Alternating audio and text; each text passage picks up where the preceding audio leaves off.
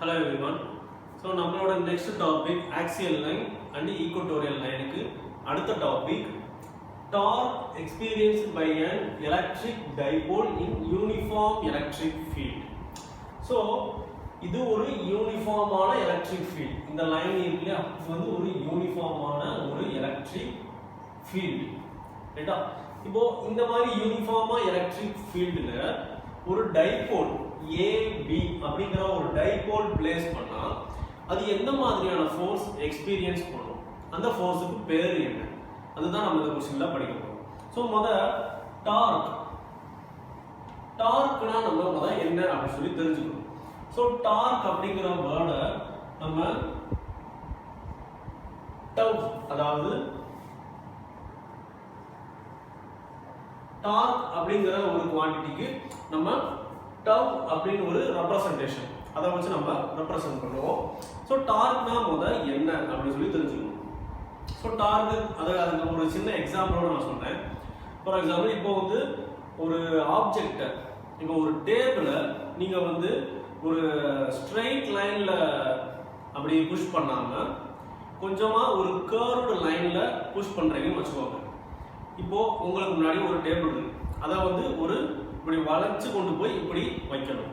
அப்போ அந்த இடத்துல டேபிள் இந்த சைஸ்ல இருக்கு அப்படின்னா, இப்போ நீ ஒரே ஒரு கை யூஸ் பண்ணி, இந்த கையை மட்டும் யூஸ் பண்ணி அந்த ஆப்ஜெக்டை தள்ளுனா ஸ்ட்ரெயிட்டா மட்டும்தான் மூவ் ஆகுமே தவிர எனக்கு தேவைப்படுற டைரக்ஷன்ல மூவ் பண்ணி அங்க கொண்டு போய் வைக்கிறதுக்கு கஷ்டம், இம்பாசிபிள் அப்படின்னு கூட சொல்லலாம்.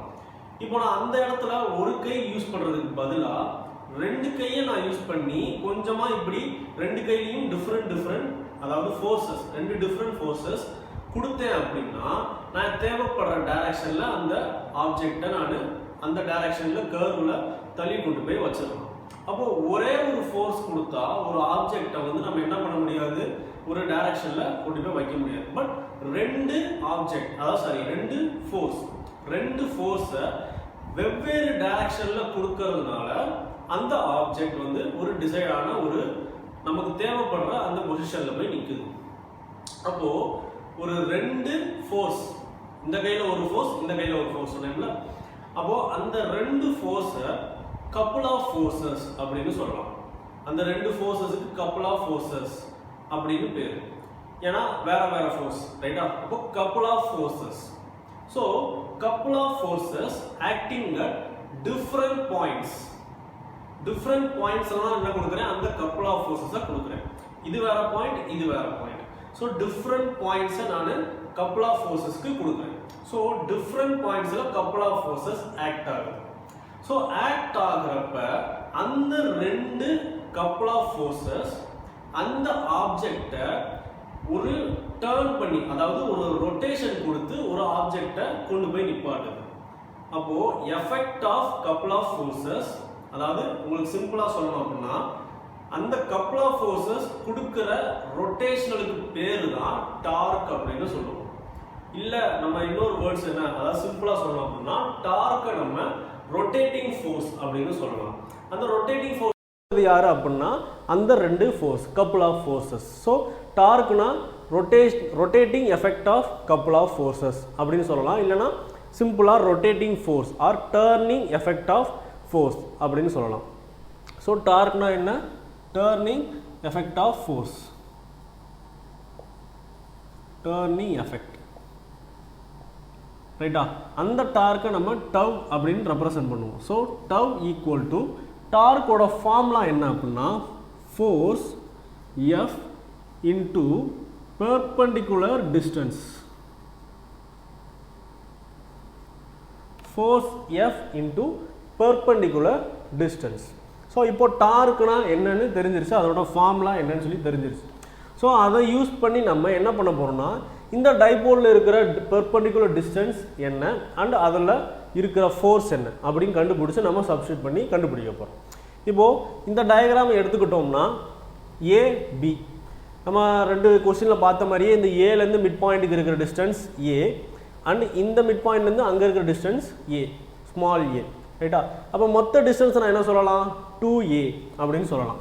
மொத்த டிஸ்டன்ஸை 2a அப்படின்னு சொல்லலாம். ரைட்டா? அது ப்ளஸ் சார்ஜ், இது மைனஸ் சார்ஜ். ஸோ இப்போது இங்கே இருக்கிற ஃபோர்ஸ் நான் கண்டுபிடிக்கிறோம். அதாவது அந்த மைனஸ் q சார்ஜில் இருக்கிற ஃபோர்ஸையும் கண்டுபிடிக்கணும், ப்ளஸ் q சார்ஜில் இருக்கிற ஃபோர்ஸையும் கண்டுபிடிக்கணும். ஏன் ஃபோர்ஸ் கண்டுபிடிக்கணும்? நமக்கு ஃபார்முலாவில் ஃபோர்ஸ் இருக்குது, அதனால் ஃபோர்ஸ் கண்டுபிடிக்கணும். ஸோ ஃபோர்ஸ் கண்டுபிடிக்கணும்னா நான் எந்த ஃபார்முலாலேருந்து ஃபோர்ஸை டிரைவ் பண்ணி கொண்டு வரணும்னா E vector equal to F by Q படிச்சிருப்போமா? Electric field is equal to force by charge, அதுதான் நம்மளுக்கு இது ஃபார்முலா. இப்போ நான் இதிலிருந்து ஃபோர்ஸ் கண்டுபிடிக்கணும்னா என்ன பண்ணலாம்? எஃப்ஐ மட்டும் வச்சுட்டு இந்த கியூவை இப்படி கொண்டு போனேன்னா EQ, ஆமாவா? EQ. ஸோ அதை தான் நான் என்ன பண்ண போகிறேன் அப்படின்னா F ஈக்குவல் டு QE, அதாவது plus QE for plus Q charge, ரைட்டா?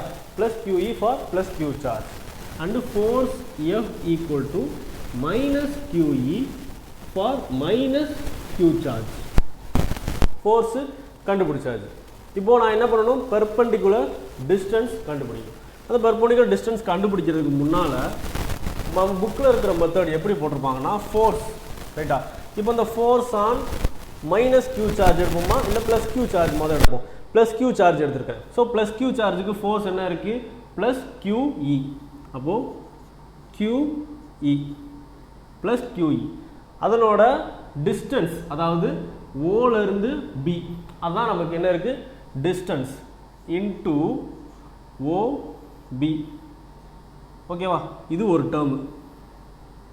ப்ளஸ் அப்புறமா minus Q charge. Minus Q சார்ஜில் இருக்கிற ஃபோர்ஸ் என்ன? Minus QE, minus QE. So அதனோட distance OA, O into OA, ரைட்டா? இப்போ நான் டார்க்கோட மேக்னிடியூட் மட்டும்தான் கண்டுபிடிக்கணும். ஸோ மேக்னிடியூட் மட்டும்தான் கண்டுபிடிக்கணும்னா நான் என்ன பண்ண போகிறேன்? இந்த ஈக்குவேஷனில் எல்லா டேர்ம்ஸையுமே மேக்னிடியூட் மட்டும் கண்டுபிடிக்கிற மாதிரி மாற்ற போகிறேன். அது சிம்பிளாக மாடுலஸ், அதாவது சிம்பிளாக மாடுலஸ் மட்டும் கண்டுபிடிக்கிற மாதிரி மாற்றியாச்சு, ரைட்டா? இப்போ மாடுலஸ்ன்னு எடுத்தாலே ப்ளஸ்ஸு மைனஸ் எது இருந்தாலுமே வெளியில் வர்றப்ப என்னவாக வரும்? பாசிட்டிவாக மட்டும்தான் வரும். இது நம்ம மேக்ஸ்லேயே நமக்கு ஜென்ரலாக இருக்கிற ஒரு ஃபண்டமெண்டல் டாபிக், ரைட்டா? அப்போது எந்த மைனஸ் டேர்ம் இருந்தாலும் எனக்கு என்ன ஆகும்? ப்ளஸ்ஸாகவே வெளியில் வரும். ஸோ ப்ளஸ்ஸாக வெளியில் வந்துருச்சுன்னா எனக்கு இங்கேயும் மேக்னிடியூட் QE தான் இருக்கும், இங்கேயும் மேக்னிடியூட் QE தான் இருக்கும். ஸோ டோட்டல் ஃபோர்ஸ் என்னவாக இருக்கும் அப்படின்னா இந்த F டோட்டல் ஃபோர்ஸ் என்னவாக இருக்கும் அப்படின்னா QE, total force QE. So நமக்கு ஃபோர்ஸ் கண்டுபிடிச்சாச்சு QE. பெர்பெண்டிகுலர் டிஸ்டன்ஸ் கண்டுபிடிக்கணும். ஸோ பெர்பெண்டிகுலர் டிஸ்டன்ஸ்னால் எதுக்கு உண்டான பெர்பெண்டிகுலர் டிஸ்டன்ஸ் அப்படின்னா இந்த டைபோலுக்கு இருக்கிற பெர்பெண்டிகுலர் டிஸ்டன்ஸ். ஸோ ரெண்டு பாயிண்ட்டுக்குமே, அதாவது இந்த plus Q charge minus Q charge ரெண்டுக்குமே இருக்கிற பெர்பெண்டிகுலர் டிஸ்டன்ஸ். ஸோ ரெண்டுத்துக்கும் இருக்கிற பெர்பெண்டிகுலர் டிஸ்டன்ஸ் எப்படி இருக்கும்? ஸோ பெர்பெண்டிகுலர் டிஸ்டன்ஸ் அப்படின்னு இந்த ட்ரையாங்கிளில் பெர்பெண்டிகுலர் டிஸ்டன்ஸ் ஏற்கனவே சொன்ன மாதிரி இந்த B அப்புறமா பாயிண்ட் C, இதை சின்னு பாயிண்ட் சூஸ் பண்ணிக்கலாம், ABC, ரைட்டா? இப்போது இதுக்கு பெர்பெண்டிகுலர் டிஸ்டன்ஸ் நான் கண்டுபிடிக்கணும். இந்த டைபோலுக்கு பெர்பெண்டிகுலர் டிஸ்டன்ஸ் என்ன? இந்த BC தான் பெர்பெண்டிகுலர் டிஸ்டன்ஸ், அதாவது BC. இப்போது அதை நான் கண்டுபிடிக்கணும். அது கண்டுபிடிக்கணும்னா எனக்கு அங்கே எந்த வித சைட்ஸ் எதுவுமே கொடுக்கல, விச் மீன்ஸ் இங்கே வந்து A அந்த மாதிரி கொடுத்த மாதிரி எனக்கு எந்த சைட்ஸுமே அங்கே கொடுக்கல. ஸோ இந்த பெர்பெண்டிகுலர் டிஸ்டன்ஸ் கண்டுபிடிக்கிறதுக்கு நான் ஒரு ஆங்கிள் சூஸ் பண்ண போகிறேன், ஆங்கிள் தீட்டா. ஸோ இந்த ஆங்கிளுக்கு அந்த பெர்பெண்டிகுலர் டிஸ்டன்ஸ் BC எந்த சைடில் இருக்குது? இது ஆங்கிள், இது எந்த சைடில் இருக்குது அப்படின்னா இந்த ஆங்கிளுக்கு ஆப்போசிட் சைடில் இருக்குது. இது அட்ஜசன்ட், இது ஆப்போசிட், இது ஹைபாட்டன்யூஸ், ஓகேவா? இப்போது நான் கண்டுபிடிக்க வேண்டியது ஆப்போசிட் சைடு தான் கண்டுபிடிக்கணும். ஸோ ஆப்போசிட், ஏன்னா ஆப்போசிட்டில் தான் எனக்கு என்ன இருக்குது? BC இருக்குது. எதுக்கு? இந்த ஆங்கிளுக்கு ஆப்போசிட். இப்போது அது அன்னோன் டிஸ்டன்ஸ், ரைட்டா? அந்த BC அப்படிங்கிறது ஒரு அன்னோன் அப்படின்னு வச்சுக்கலாம். இப்போ நான் அன்னோனை கண்டுபிடிக்கணும் அப்படின்னா நான் இன்னொரு டேர்மை நோன் டேர்மாக நான் சூஸ் பண்ணிக்கணும். ஏன் நோன் டேர்ம் சூஸ் பண்ணுறேன் அப்படின்னா இப்போ சப்போஸ் வந்து ரெண்டுமே அன்னோன் டேர்ம் சூஸ் பண்ணிட்டேன்னா நான் எப்படி கண்டுபிடிக்கிறது? கஷ்டமாயிரும்ல. அப்போது நான் ஒரு நோன் டேர்ம் இன்னொரு அன்னோன் டேர்மை சூஸ் பண்ணுறேன். இந்த 3 சைடில் எனக்கு இருக்கிறது ஒரே ஒரு நோன் டேர்ம் தான் இருக்குது. ஹைபாட்னியூஸ் மட்டும்தான் எனக்கு சைட்ஸ் வந்து 2aன்னு இருக்குது. அட்ஜசன்ட் சைடில் எந்த இதுவுமே கிடையாது. அதே மாதிரி ஆப்போசிட்லேயும் எதுவுமே இல்லை. விச் மீன்ஸ் இங்கே ஏ அது மாதிரி எதுவுமே கொடுக்கல, இங்கேயும் ஏ அது மாதிரி எதுவுமே கொடுக்கல. இது மட்டும்தான் நமக்கு நோன் சைடு. ஸோ இது என்ன சைடு அப்படின்னா ஹைபாட்டன்யூஸ். எதுக்கு? இந்த ஆங்கிளுக்கு இது hypotenuse. So divided by hypotenuse. ரைட்டா? ஆப்போசிட் டிவைடட் பை ஹைபாட்டன்யூஸ் வந்து எதோட ஃபார்முலா? சைனோட formula. sin theta equal to opposite side by hypotenuse side. Opposite side என்ன இருக்கு? BA divided by hypotenuse என்ன இருக்கு? 2A. 2A. ஓகேவா? இப்போ நமக்கு என்ன வேணும்? BC தான் வேணும். இந்த ஈக்குவேஷன் எப்படி இருக்கு? sin equal to BC by 2A. இப்படி தான் இருக்கு. எனக்கு என்ன தேவை? இந்த BC தான் தேவை. அப்போ நான் அந்த 2A இந்த சைடு கொண்டு போனேன்னா என்ன வரும்? sin 2A equal to BC. முடிஞ்சதா?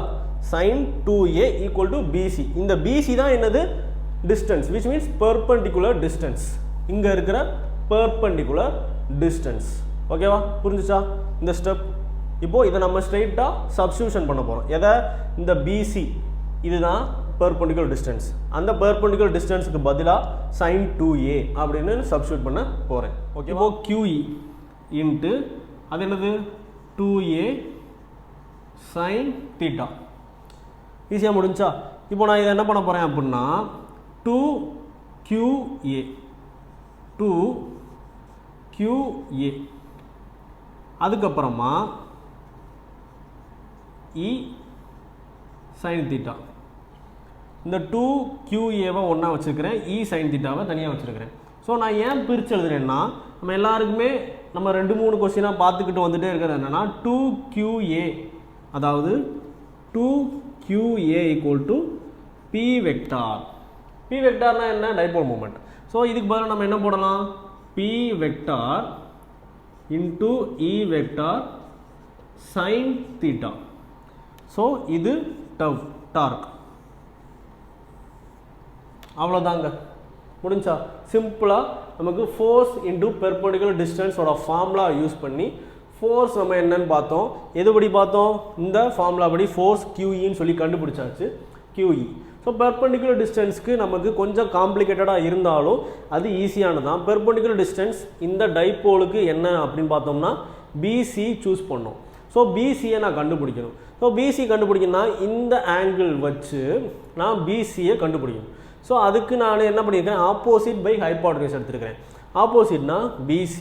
ஹைபாட்டன்யூஸ் ஏன் சூஸ் பண்ணேன்னா ரெண்டுமே அன்னோன் வேல்யூவாக இருந்துச்சுன்னா கஷ்டம். ஸோ ஒரு அன்னோன் வேல்யூ ஒரு நோன் வேல்யூ வச்சு நான் ஆப்போசிட் பை ஹைபாட்டன்யூஸ். ஆப்போசிட் வந்து BC, ஹைபாட்டன்யூஸ் 2A. இதில் வந்து நான் கண்டுபிடிக்க வேண்டியது என்ன? BC தான் கண்டுபிடிக்கணும். So BC is equal to 2A sin theta. அதுதான் எனக்கு என்னது? Perpendicular distance BC. ரைட்டா? 2A sin theta. அதில் 2QAவை நம்ம காமனாக எடுத்துருக்குறோம். அதுக்கு 2QA is equal to P vector அப்படின்னு சூஸ் பண்ணி ஈக்குவேஷனில் சப்ஸ்டியூட் பண்ணியாச்சு. இப்போது இந்த sin thetaக்கு 2 கேசஸ் நம்ம புக்கில் கொடுத்துருப்பாங்க. அதாவது theta is equal to 0 degree and theta is equal to 90 degree. ரைட்டா? இப்போது இந்த தீட்டா அப்படின்னா ஆங்கிள். எதுக்கு உண்டான ஆங்கிள்னா இங்கே போகிற எலக்ட்ரிக் ஃபீல்டு லைனோட மேக் பண்ணுற ஆங்கிள். அதாவது இந்த இடத்துக்கும் மேக் பண்ணுற ஆங்கிள் இது தீட்டா. இந்த தீட்டா தான் இந்த தீட்டா. ரைட்டா? இப்போ அது 0 டிகிரியாக இருந்துச்சு அப்படின்னா 0 டிகிரி sin 0 அப்படின்னு போட்டோம்னா என்ன ஆகும்? sin 0 is equal to 0. அப்போ மொத்த வேல்யூ என்ன ஆயிரும்? 0 ஆயிரும். அப்போது sin 90 போட்டோம்னா என்ன வரும்? sin 90 equal to 1. So sin 90 அப்படின்னு போட்டோம்னா மீதி என்ன வரும்? PE. ரைட்டா? இது எப்போ அப்படின்னா theta is equal to 90 degree. அப்போது sin theta 90 டிகிரியாக இருந்தது அப்படின்னா நமக்கு டார்க் டவ் வந்து மேக்ஸிமமாக இருக்கும். அதுதான் நம்ம புக்கில் கொடுத்துருக்கிற 2 கேசஸ். ஓகேவா? சிம்பிளான கொஸ்டின். இதுக்கு நம்ம இந்த டாபிக் முதல்ல நமக்கு தெரியணும் அப்படின்னா இதுக்கு முன்னாடி இருக்கிற டைபோல் அப்புறமா வந்து இந்த ஃபார்முலா நமக்கு எங்கேருந்து வந்தது எல்லாமே தெரிஞ்சிருக்கணும். ஸோ புரியல அப்படின்னா நீங்கள் பார்க்க வேண்டியது ப்ரீவியஸ் வீடியோவை தான் பார்க்கணும். ஸோ தெளிவாக தான் இருக்கும். இது புரிஞ்சது அப்படின்னா உங்கள் ஃப்ரெண்ட்ஸுக்கும் ஷேர் பண்ணுங்கள் அண்ட் நம்ம சேனலை சப்ஸ்கிரைப் பண்ண மறந்துடாதீங்க. ஸோ நெக்ஸ்ட் வீடியோவில் உங்களை பார்க்குற வரைக்குமே பாய் ஃப்ரம்